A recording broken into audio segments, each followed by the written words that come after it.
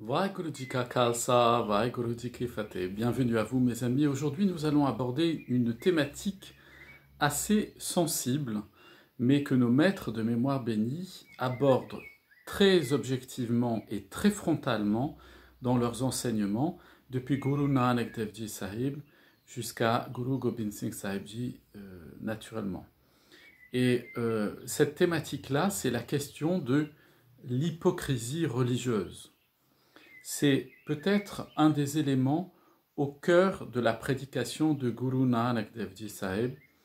C'est le constat qu'il a fait que dans toutes les formes d'expression des religions, qui sont très bien en soi, puisqu'elles sont des lieux initiatiques où on peut en tout cas démarrer sa vie spirituelle. Parce que je veux faire une parenthèse ici.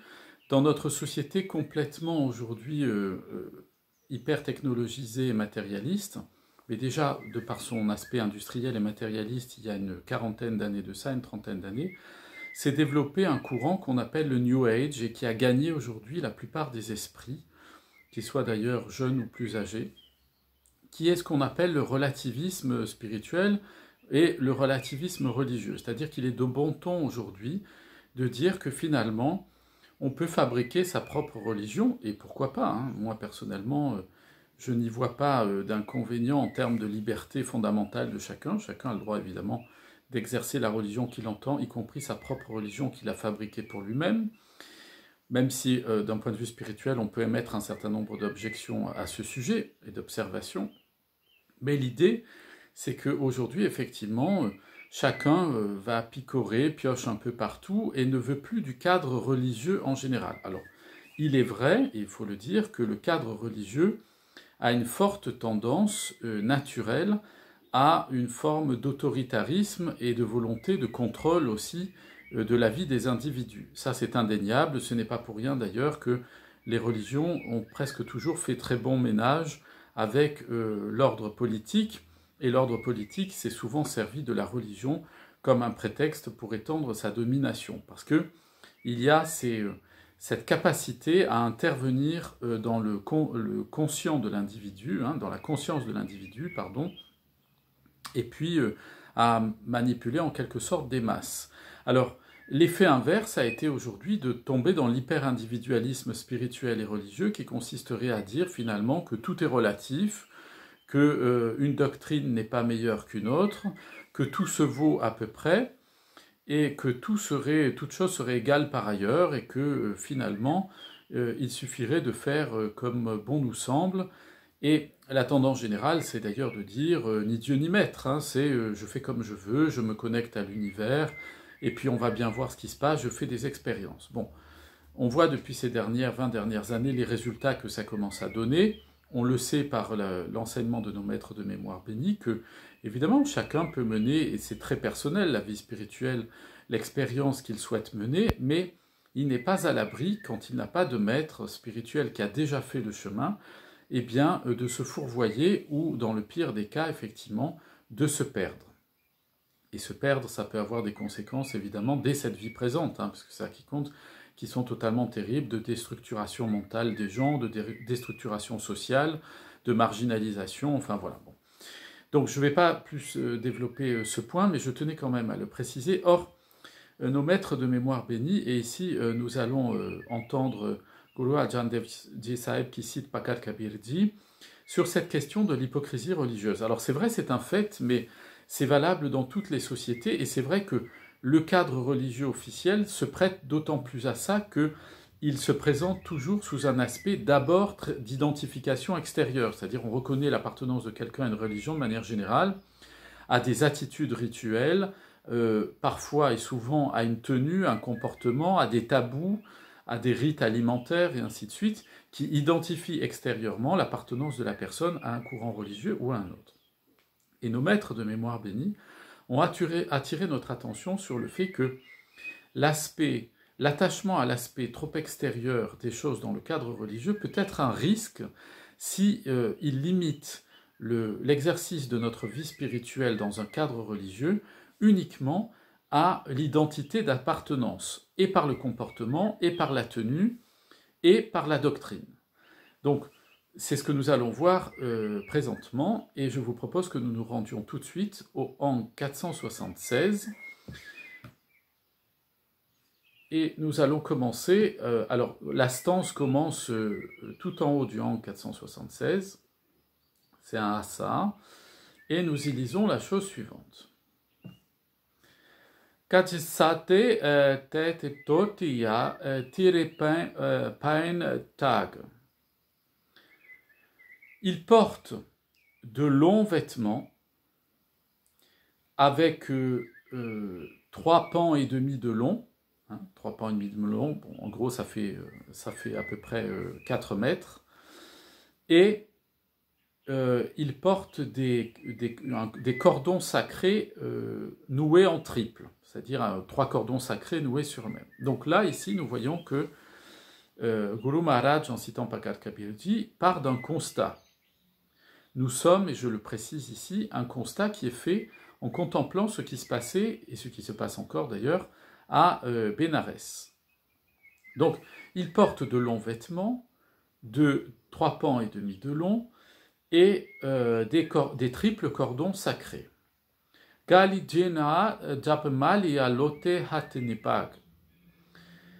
Il porte des malas, des rosaires, des chapelets, tout autour de leur cou, donc ici plusieurs chapelets autour de leur cou, et ils transportent avec eux, ils tiennent avec eux dans leurs mains des jarres en cuivre brillantes, étincelantes.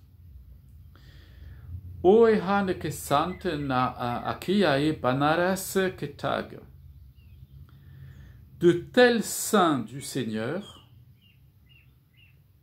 sont des voyous de Bénarès. Vous voyez, c'est très fort ce qui est dit ici. Guru Sahib dit ici, c'est Pakar Kabirji, c'est contenu dans le Shri Guru Granth Sahib Ji Maharaj, c'est très clair. D'ailleurs, je fais une petite parenthèse.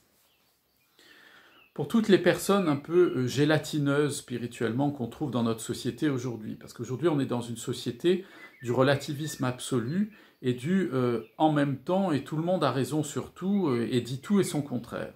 Nos maîtres sont très clairs. Quand ils parlent ici, quand ils enseignent, en parlant de ces religieux qui mènent une vie de démonstration de leur vie religieuse à Bénarès, ils les traitent de voyous de Bénarès.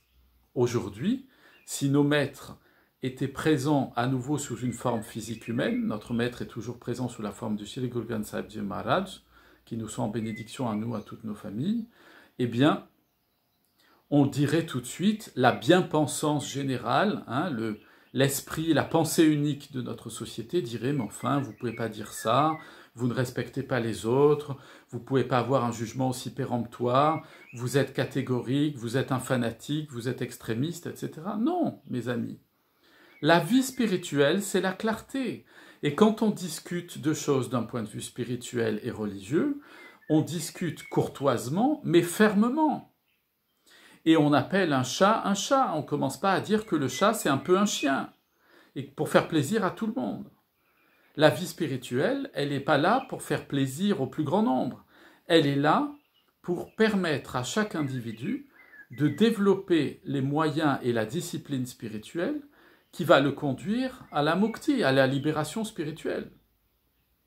On ne va pas s'attacher aux émois de vierges effarouchées qui se mettent à crier à chaque fois qu'on a une position ferme et une position étayée spirituellement. C'est le mal de notre société. On est aujourd'hui dans une société de faiblards, mes amis. C'est-à-dire qu'il faut toujours être... Tout le monde est un peu fragile, et dès qu'il rencontre une opposition, tout de suite, c'est « je me plains », il faut que j'attaque, que je catégorise, que je dise un tel il est ceci, un tel il est cela. Non! Il faut avoir une conversation dans la vie spirituelle avec qui que ce soit, qui soit courtoise, mais il faut être sûr de ses convictions. Il faut en avoir fait l'expérience, et si c'est le cas, et qu'elles se vérifient, il faut les affirmer. On ne les impose pas, mais discuter et affirmer ses convictions, c'est pas les imposer aux autres. C'est témoigner de l'expérience qu'on a en soi. Et nos maîtres de mémoire bénis, ici, sont très clairs. Ces gens, avec ces robes, qui s'attachent à leurs robes, leur chapelet autour du cou, etc. Et on peut le transposer, mes amis, à notre société occidentale. Hein. On peut le transposer à différentes religions qui se trouvent dans notre pays, par exemple en France. Hein, les djellabas qui sont portés par certains fanatisés de l'islam, ou des gens d'ailleurs qui ne sont pas forcément fanatisés, mais encore qui tiennent absolument à ça, comme si c'était le critère absolu de la marque d'une vraie dévotion par rapport à l'autre. Mais c'est valable aussi pour les soutanes coûteuses, brodées de fil d'or qu'on va trouver au Vatican ou ailleurs d'ailleurs dans le clergé en France, etc. Est-ce qu'on a besoin de tout ça? Est-ce qu'on a besoin de toutes ces choses-là? Et très clairement, ceux qui s'attachent à ces choses extérieures de façon excessive, nos maîtres de mémoire bénie ne disent pas qu'on ne peut pas porter un habit religieux, qu'on ne peut pas porter un chapelet autour de son cou, un rosaire autour de son cou, un mala, qu'on ne peut pas faire ses bains rituels, etc., selon la religion à laquelle on appartient, bien entendu, ou si on est chrétien, porter une croix ou avoir une grande dévotion. C'est très bien tout ça. Mais nos maîtres nous disent, quand on mène une vie religieuse, et qu'on construit son identité spirituelle autour de cette affirmation religieuse-là, eh bien, et qu'à l'intérieur, il n'y a pas l'expérience de l'amour de Dieu, de la dévotion et de la relation au Seigneur Vaheguru, on est, mes amis, un voyou. C'est valable pour tout le monde. Hein. Quand je dis ça, c'est tout le monde. Je nous inclus, nous les Sikhs aussi dedans. C'est la même chose. C'est valable pour chacun d'entre nous. Est-ce qu'on fait de l'hypocrisie religieuse, de la comédie religieuse? Combien on en voit? Moi qui commence maintenant, avec les années qui passent, à avoir quelques heures de vol, des gens, j'en ai vu dans mon existence et dans les milieux religieux, et je peux vous assurer, dans des milieux religieux très divers, qui ne se côtoient jamais. On trouve les mêmes attitudes partout. Des gens qui vous font la leçon sur la longueur de votre tenue religieuse, sur la taille de votre turban, ou dans d'autres religions, le chapelet, ou la taille de votre Bible si vous êtes chrétien, ou je ne sais pas quoi. Et qui vont vous persécuter avec ça. Entrez sur ces détails-là. Eh bien, nos maîtres de mémoire bénis disent « Voyous !» Vous êtes des voyous spirituels quand vous faites ça, nous disent nos maîtres. Et on doit être très attentif, chacun d'entre nous, chaque jour à nous dire, moi je veux être Seigneur Vaheguru dans une relation d'amour et d'humilité à toi. Je veux pas être un voyou spirituel. Je veux pas juste paraître comme un sikh. Je veux pas juste paraître comme un chrétien. Je veux pas juste paraître comme un juif. Je veux pas juste paraître comme un musulman ou comme un bouddhiste ou je ne sais quoi. Je veux pas juste être dans une relation où je donne le change avec la société.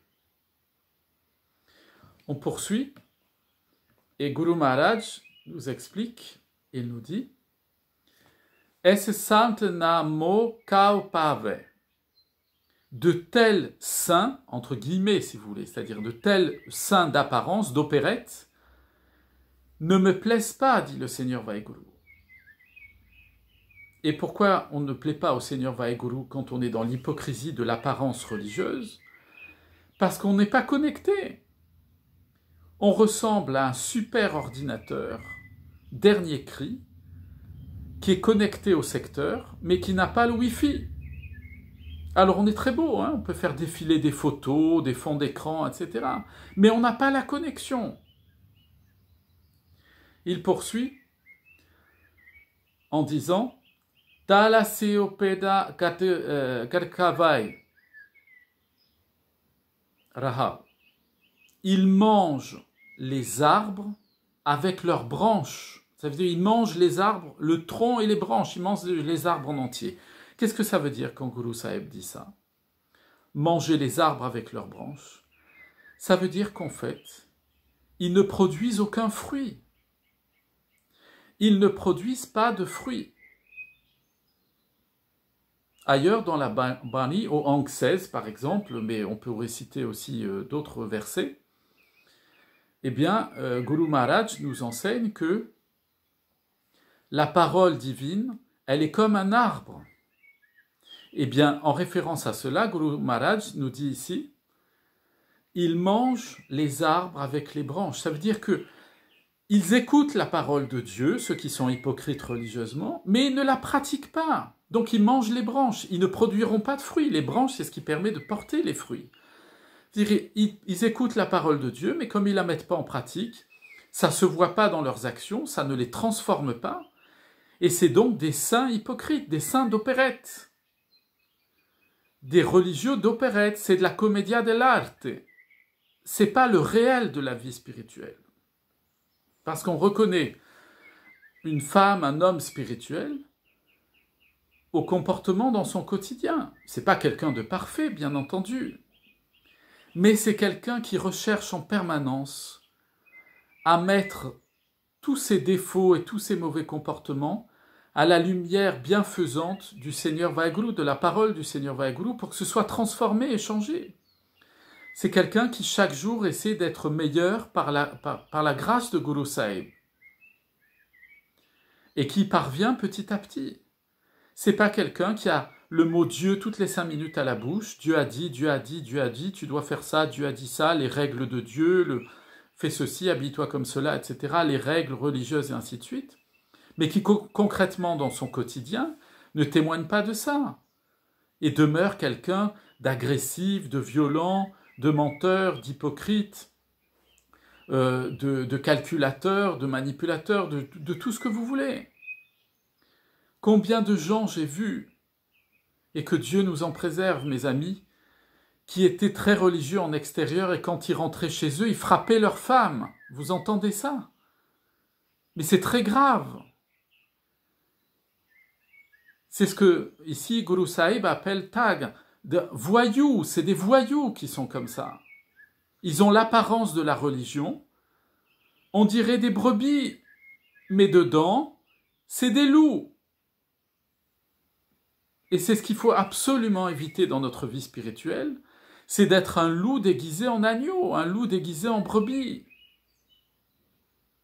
Ou d'être un lion pour nous, les Sikhs. Mais en fait, de ne pas être un lion. D'être une hyène ou un loup déguisé en lion. Parce que le lion, il a sa dignité. On poursuit. Basanmanje charave upare kati doe chalave.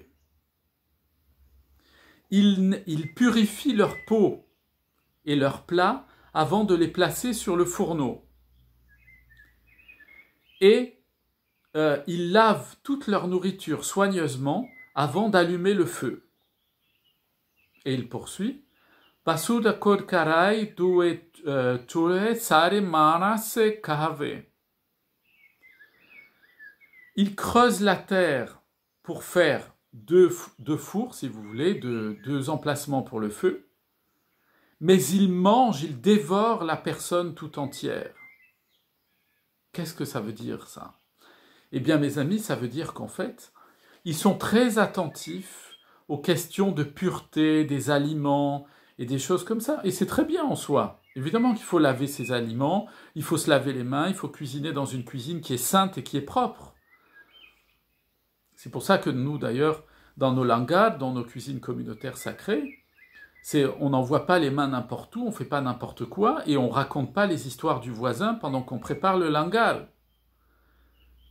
On récite le Saint-Nom de Vaheguru, et on est propre à la fois physiquement et intérieurement. Sinon, qu'est-ce qu'on va faire manger comme nourriture aux autres? Eh bien, eux, c'est pas ça, là, dont nous parle ici Guru Sahib.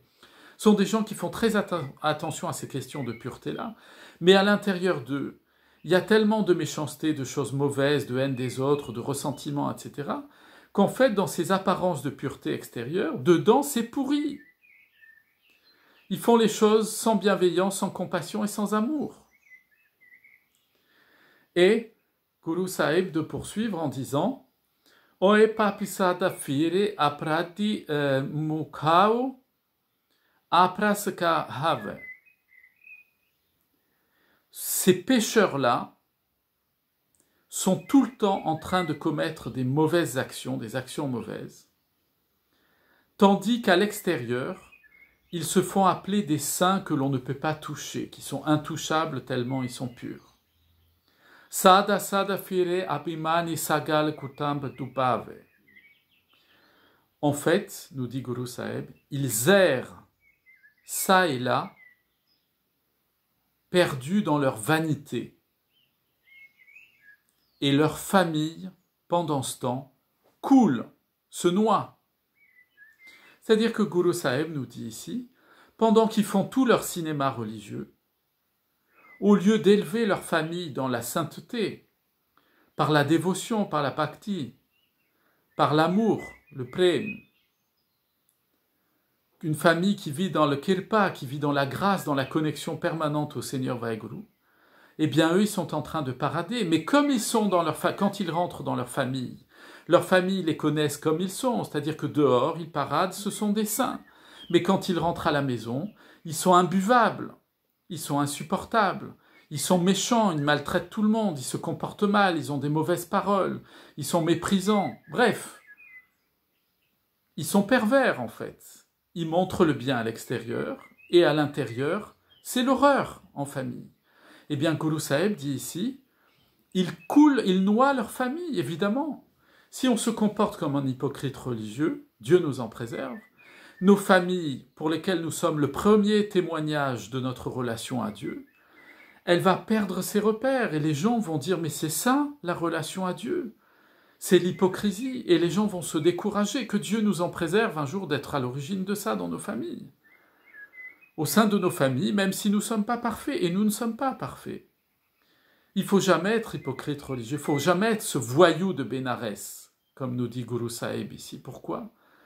Parce qu'on va décourager toute notre famille, et on va les envoyer à la casse spirituelle, Dieu préserve. Ils vont se décourager, ils ne développeront pas en eux la discipline spirituelle, ils ne seront pas libérés du sansar. Vous vous rendez compte de la responsabilité que l'on a lorsqu'on conduit sa vie spirituelle dans le cadre religieux. On doit être très attentif à ça. C'est pour ça que notre quotidien, si nous sommes assurés de nos convictions, dans l'expérience de ce que nous vivons spirituellement, nous devons toujours garder la tête froide en étant dans le seva, le service désintéressé des autres, à commencer par notre propre famille et tous ceux qui nous entourent. C'est plus difficile d'être dans une relation charitable avec ses proches qu'avec les autres. Les autres, on ne vit pas avec eux tous les jours. Mais les proches, c'est difficile, parce que par moments, on ne les supporte plus. Vous avez remarqué, quand les gens ils sont loin, on leur trouve toutes les qualités. Les gens, quand ils meurent, on leur trouve toutes les qualités du monde. Quand ils vivaient avec nous, on les trouvait insupportables, on se disputait tous les jours. Donc ça, il faut être très attentif à ça. À garder en nous, à demander à Guru Sahib de nous donner tout le temps un esprit de seva, parce que c'est ça qui donne de l'humilité en nous, qui donne de la patience, qui donne de l'endurance aussi, et qui fait jaillir en nous, sourdre en nous, ce prem, cet amour inconditionnel, cette compassion à l'égard de tous, qui, lorsqu'elle rejaillira de notre cœur, va rejaillir sur notre famille et tous ceux qui nous entourent, pour que, dans le cadre dans lequel nous évoluons, nous soyons un être vrai dans notre relation à Dieu et vrai dans la relation aux autres, et que jamais, Dieu nous en préserve, nous ne devenions un voyou de Bénarès. Je vous souhaite à toutes et à tous une excellente journée, plein de bénédictions sur vous, vos familles, vos amis, vos voisins et tous ceux que vous aimez. Je vous dis à très bientôt. Vaheguru Ji Ka Khalsa, Vaheguru Ji Ki Fateh.